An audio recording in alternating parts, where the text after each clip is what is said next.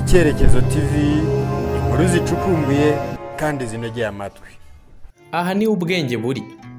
Ufite ubwenge aba ari umubare w'iyo nyamaswa kuko ari umubare w'umuntu kandi umubare we ni 666.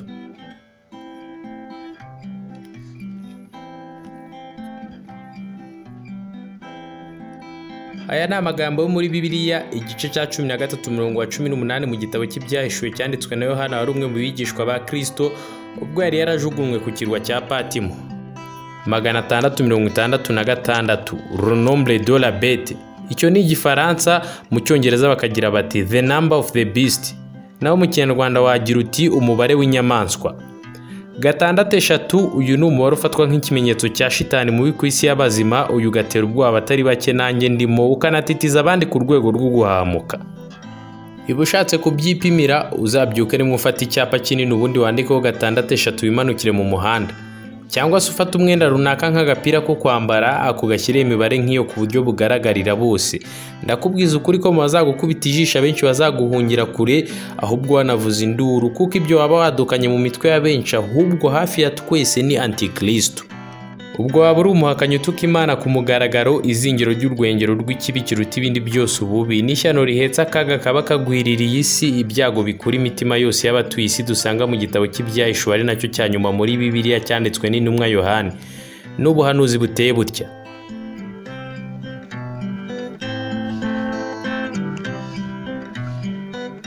Ngihagarara ku musenyi wo ku nyanja, ngiye kubona mbona inyamaswa iva mu nyanja ifite amahembe 10 n'imitwe 7.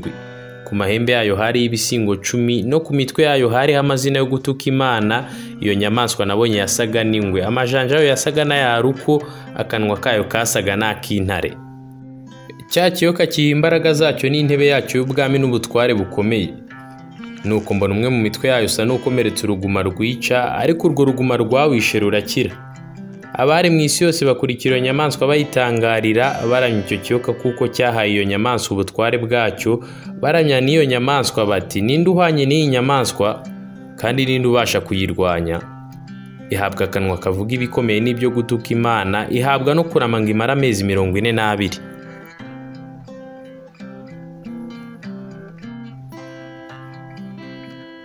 Ubu ni ubuhanuzi burebure ariko ntari buze kubabwira bwose uko buri, ahubwo muranyemerera nibande ku ngingo zimwe na zimwe muri zo ziri buze kudufasha gusobanukirwa iby'uyu mubare 666, umubare nk'ikimenyetso cya shitani.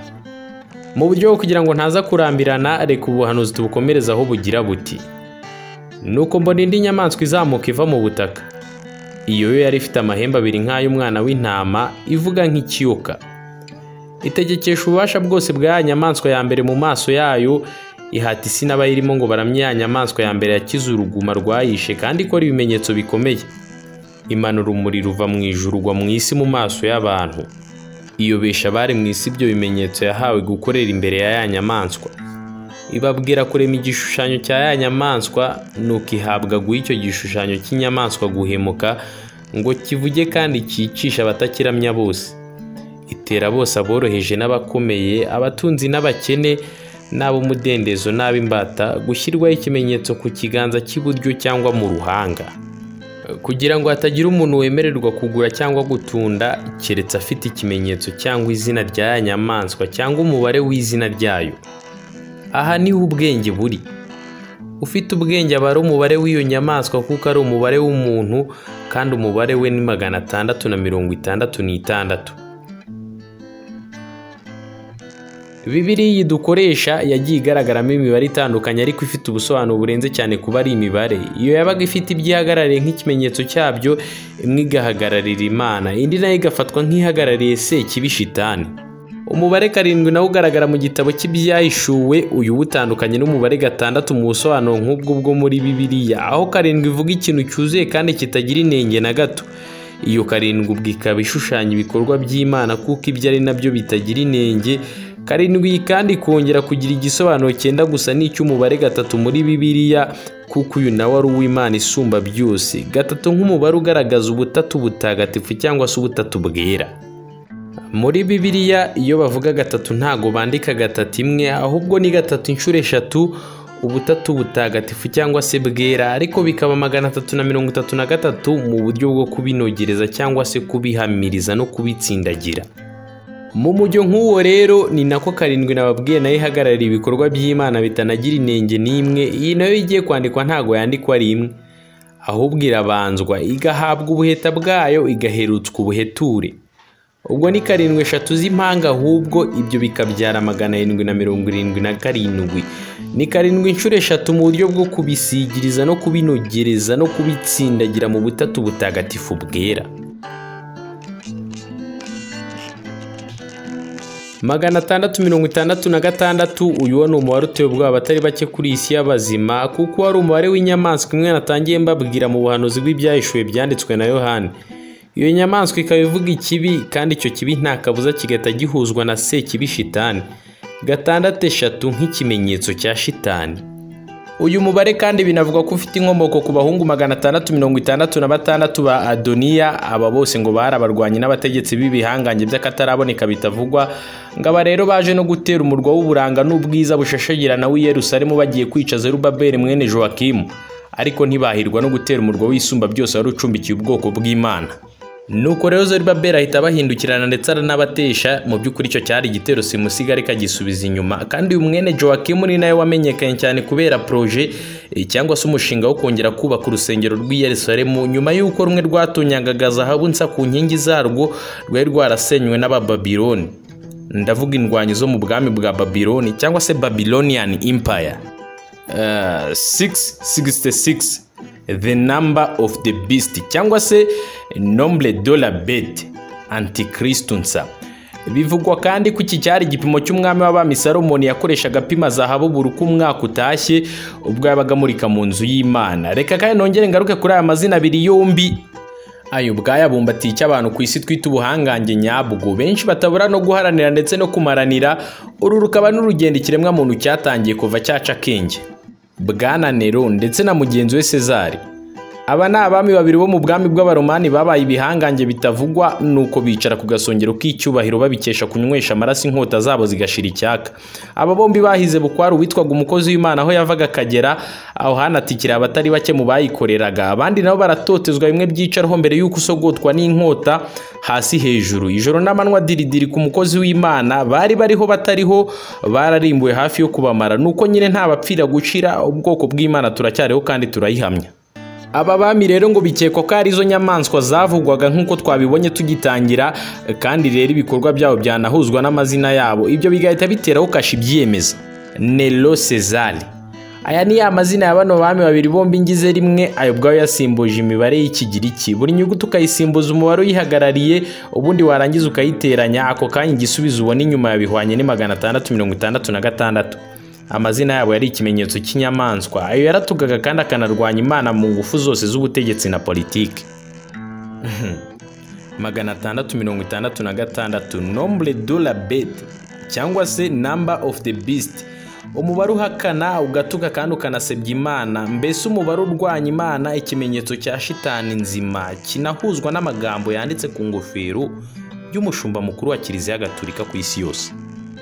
Pope cyangwa se Papa uyafatwa nk'uhagarariye ubushake bw'Imana ku isi mu idini Gatolika. Ibi rero maze kubabwira byanditse ku ngofero yo mu magambo y'Ikilatini nk'ururimi gakondo rw'i Roma, Vicarius Filidei. Tugenekereje natwe mu rurimi rwacu rw'Ikinyarwanda bivuze ngo umwungiriza w'Imana. Aho ni ku ngofero ya Papa nyir'ubutungane. Abadive ubwabo bavuga ko ngaya magambo yajunguje mu bwonko ngo niyo zingiro ryo gupfobya Imana, ngo kuko ubundi mu bisanzwe nta mwana w'umuntu ushobora kungiriza Imana. Ibi ngo noneho bigahumira ku mirari nk'iyo uteranyije aya magambo maze kubabwira haruguru yanditse ku ngofero ya nyir'ubutungane agira ati Vicarius Filidei, ariko ubwo ukabanza ukaha imibare y'Ikiyahudi cyangwa se Igiheburayo, buri nyuguti ukayisimbuza bene uwo mubare uyihagarariye mu Giheburayo, ubundi ukayiteranya, igisubizo n'ubundi kibyara umubare umwe n'uwa ya nyamaswa yo mu byahishuwe 666. Ibi ni ibyavuzwe n'abo mu idini ry'Abangirikani ku bwa Martin Luther. Aha ni nyuma gato y'ikinyoma cyari kimaze gusesekazwa na Kiliziya Gatolika mu kinyejana cya 16, ubwo Gatolika yemezaga ko inyamaswa yahanuwe mu gitabo cy'ibyahishuwe iyo nta yindi ari Martin Luther. Ubwo yari amaze kubiyomoraho, nawe yadukanye ize nyigisho bwite zarwanyaga iza Kiliziya Gatolika. Iyi kandi yongeye no kwadukira idini rya Islam muri icyo kinyejana n'ubundi cya 16 nuko bibasira intumwa y'Imana Muhammad bavuga ko uyu nawe ari antikristo, ubwo abahanga bo muri Katolike banahise bafata izina Muhammad barishyira mu Kilatini aho rihinduka Mohametis, ubundi ryo bari kubita ya mibare y'igiheburayo iteranijwe nayo igisubizo kibyara umubare utuka kandi ukanahakana ubuhangange bw'Imana 666. Islam yibasiwe na Kiliziya Gatolika bitewe nuko Muhammad uyu yatotezaga kandi akanashishikariza abakristo bose kwiyobokera idini rye rya Islam. Byabaye nk'intambara karundura mu by'ukuri itarabashije gutarurwa ngo hamenywe neza niba koko iri ryarivuga butumwa ryiza, ariko abanyabwenge b'abanditsi bamwe na bamwe bo bemeza ko iyi ngiyi ari nka politiki yo kwishakira no kwigwiza abayoboke mu madini mu buryo bumwe se cyangwa ubundi. Bikanavuga ko ahubwo iyo nkubiri yari yuzuyemo ikinyoma kibyibushye ku buryo nta naho ibyo byose byavugwaga bihurira n'ibyanditswe mu gitabo cy'ibyahishuwe mu buhanuzi bweretswe Yohani ubwo yari yarajugunywe ku kirwa cya Patmos.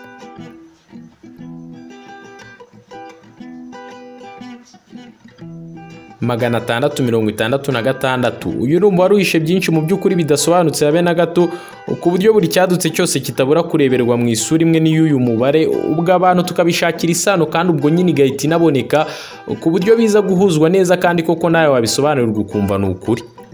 Kuko nyine n'ubundi niyo hadutse ibindi bisa n'ibije kunyomoza ibyari bisanzwe nk'ukuri kuri uyu mubare uhagarariye Sekibi, ibyo nabyo byadukana ubusobanuro buryoheye amatwi y'umutima wemera ku kanya, ubwo ibyo wabigiranya n'ibyo wari usanzwe uzi ugahita widumbura mu rujijo rw'ihurizo utabasha kwikuramo.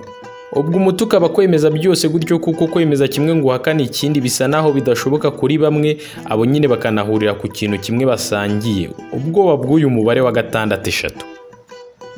Dore nk'ubu nyuma y'intambara y'isi ya kabiri, Leta Zunze Ubumwe za Amerika zavumbukanye imbaraga muri politike n'ijambo rigera hose kuri uyu mubumbe dutuye, kandi ishibukana igitsuri gitinywa na buri gihugu cyose, ubwo byagera ku duhugu duto twajajwe n'ubukene, utwo two tukumva mbere y'uko inavuga. Ibi rero byaje gutuma Leta Zunze Ubumwe za Amerika nazo zigereranwa n'uyu mubare wa 666 w'ikinyamaswa cyahanuwe mu byahishuwe. Iki rero cyagereranijwe na Leta Zunze Ubumwe za Amerika ahanini bitewe n'ijambo riri mu gitabo n'ubundi cyo muri Bibiliya cyanditswe na Daniyeli, aho yavuze ko iki kinyamaswa ari imbaraga rutura za politike zizasunikira abantu bose mu matwara yo guhakana no gutuka Imana. Aha bigahita binahuzwa n'ubuhangange bwa Leta Zunze Ubumwe za Amerika ahanini hagendewe ku gitinyiro ndetse n'akaboko kayo gacigatiye urukoni runini rw'icyuma mu kugera no kugenga umuyoboro wa politike n'imitegekere yo mu bindi bihugu bito kuri yo. Aha ariko nawe ngere ngo urabizi neza ko icyadutse muri Amerika wenda nk'uburyo bushya bw'imbyino, imyambarire, amamodoka n'ibindi byinshi tutibagiwe n'ubusambanyi cyangwa se procedures z'imiyoborere, ibyo nta gihe kinini bifata ngo bibe bitaratangira kwiganwa ndetse no gukoreshwa n'abatuye isi hafi ya bose. 666 is the number of the beast. Uyu ntuvugwaho rumwe habe na gato, kuko kuva na kera hose wagiye uvugwaho ibintu byinshi bitandukanye, ariko ibyo byose ntacyo byiza bifasha umuntu mu myumvire ye ngo basi asobanukirwe neza ibyawo, ibyo atangira nabyigira amayeri ashoboka yo kubikwepera kure. Byinshi bivugwaho, ibyo ni nabyo bikomeje kugenda bishyingura umuntu mu rujijo atazapfa no kwikuramo ahubwo. Muri Bibiliya mu bami ba mbere aho handitswe ko Salomo yakiraga itaranto y'izahabu zihwanye na 666 ku mwaka. Umwami Nebukadinezari w'i Babuloni, wa wundi wari wariremeye Imana ye bwite akayitereka mu kibaya, agategeka abantu be bose kuyiramya, icyo gishushanyo cye nacyo gipimwe neza, ibipimo byacyo byose bihura n'uyu mubare wa 666. Goliyati yivuganywe na Dawidi. Ingano ye n'agaciro k'icumu rye nabyo ni igiteranyo cya 666. Louis XVI cyangwa se Louis XVI, uyu wanabaye umwami wa nyuma w'ubwami bw'Ubufaransa, ngo nawe hari abamushyize mu majwi bavuga ko ari antikristo wari warahanuwe. Barack Obama, uyu kandi ngo nawe havuzwe ko ari antikristo wari warategerejwe, ahanini hashingiwe kuri politike ye yemeraga abagore gukuramo inda ku bushake, ndetse ngo hari n'ibindi bikorwa yagiye atera inkunga byarwanyaga Imana. Abapapa b'i Roma, aba nabo ngo nibo antikristo, ngo kuko iyo harebwa amagambo bavuze kenshi yagateranywa, umubare wayo wose igiteranyo kibyara 666. Amadini yose ngo iyava akagera, ngo burya fondasiyo yayo yose yubakiye kuri 666. Iby'amabanke, iby'ifaranga rimwe, iby'indangamuntu imwe, ibya politike yo guhuriza ibihugu byose hamwe, ngo ibyo byose byubakiye kuri antikristo. Ibivugwa byo ni byinshi ariko sinakwibagirwa no kuvuga kuri iyi COVID-19 nayo izirikwa hafi cyane y'uyu mubare wa 636, bamwe yanemeza ko mu rukingo rwayo aho nyine ariho ruzingiye. Ni ihurizo. Ndabashimiye cyane mwebwe mwese twabanye muri iki cyegeranyo mwateguriye kandi mukagezwaho nanjye Nsabimana Louis Bertrand. Mbasaba imigisha n'amahoro bituruka ku Mana isumba byose. Imana ibarinde naho ubutaha.